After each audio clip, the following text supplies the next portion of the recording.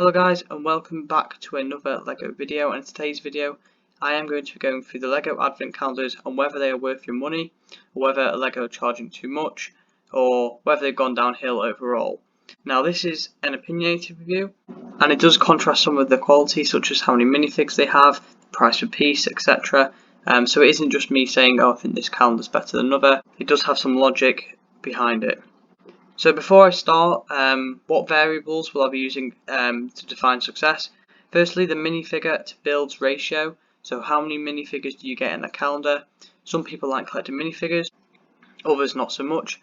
Personally, when I was a kid, I used to share a calendar with my brother, and we both used to hate getting minifigs because it was only 4 pieces, whereas the build provided more fun for us. However, other people prefer getting the minifigs. So this is just a rough guide of how many minifigs you would expect to get compared to the builds they include. The consumer price, so this is accounting for inflation, so I use this to 2020, and that is using the Bank of England, considering I'm British and the pound's the currency I use. So this could differ for other countries, but this is just a rough guide. And then the price per piece, which is using that the inflated price. So before I start, this video did take a lot of time to make, especially finding all the data, which was very helpful off Brickset. So please consider leaving a like and subscribing if you haven't done already. So firstly, LEGO Star Wars. So here I have put all the different years worth of LEGO Star Wars calendars into one table. So on the left you can see the set name. It was only really in 2013 when LEGO went for the 75 number for the Star Wars line in terms of the calendars. You can see the price adjusted for inflation, so the older sets, because of inflation, will cost more now using today's money. And then the price per piece for all of them, and then the build to minifig ratio.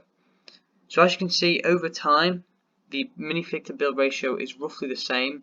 You have the odd year where you get quite a lot of figures, such as 2016, and normally what I found out is for Star Wars and some of the other themes, when you add more minifigures, the actual price per piece increases, and this is because I believe minifigures cost more for LEGO to actually produce, and therefore they have to increase the price to account for that.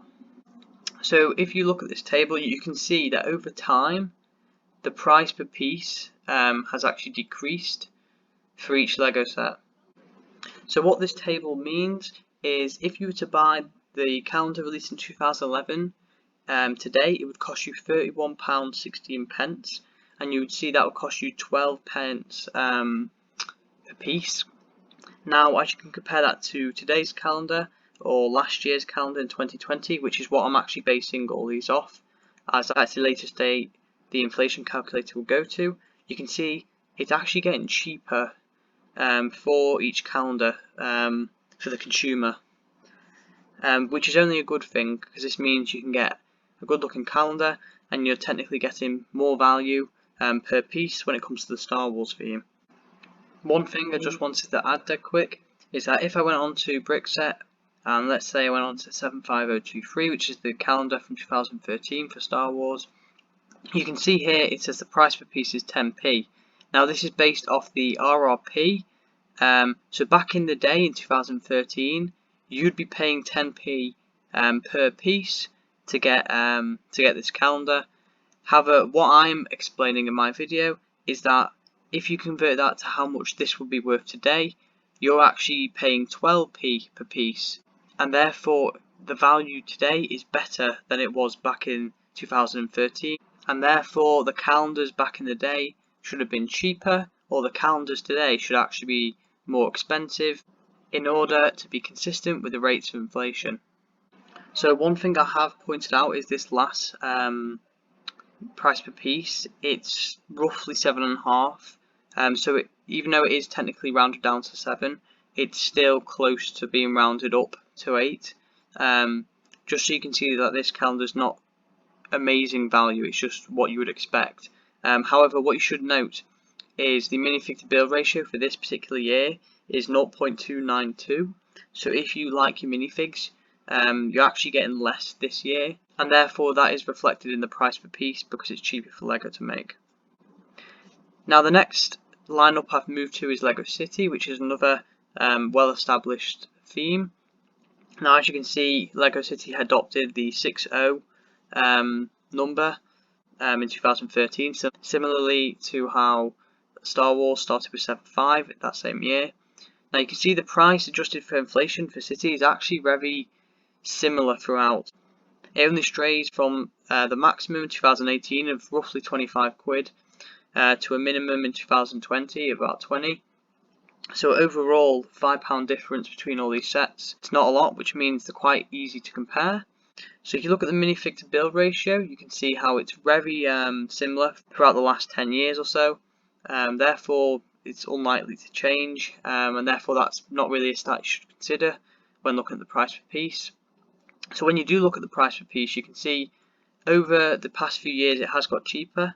In 2019, it was suddenly expensive for some reason. So at that point you would check why it's so expensive, but as you can see on the right, the minifig to build ratio has increased, meaning you're getting more minifigs, and therefore that's probably why you had such a large increase. Whether that was justified all the way up to 10 pence per piece instead of like 9, I don't know. That's someone in Lego's job to decide. But overall, as you can see, like with Lego Star Wars, advent calendars have got cheaper over time. And so finally, I've just picked Lego Harry Potter just because that's starting to get quite a lot of attention again. So you've got less data to analyse here. However, you can roughly see the minifigs have stayed the same. However, this year you're getting less minifigs than in 2019, but it's costing you more money. So that is something you should consider. But overall, you should also look at the actual sets themselves and whether you like the look of the builds. That is the main factor, whether you personally will think it's worth it. So my verdict, are they worth your money or not? Overall, calendars are getting cheaper to buy. If they cost more, it's normally because they add more minifigs. But overall, the data and the trends sort of show they're getting more and more worth it every year, unless Lego increase the price, which I'd predict at some point they will. However, one thing I would like to say with the overall verdict is look at the calendar yourself and see whether you like the minifigs, whether you like the builds, because all this is using is numbers, and behind each number there will be a set of builds. And obviously the different builds will appeal to different people. So if I go back for a second, as you can see in 2019 for Lego City, it would cost you more money, but there are more minifigures. So for some people who really may have wanted those minifigures, the extra 2 or 3p per piece would be worth it and justified. So overall, I think that is one thing you should consider when looking into this. So I hope you guys have enjoyed this video.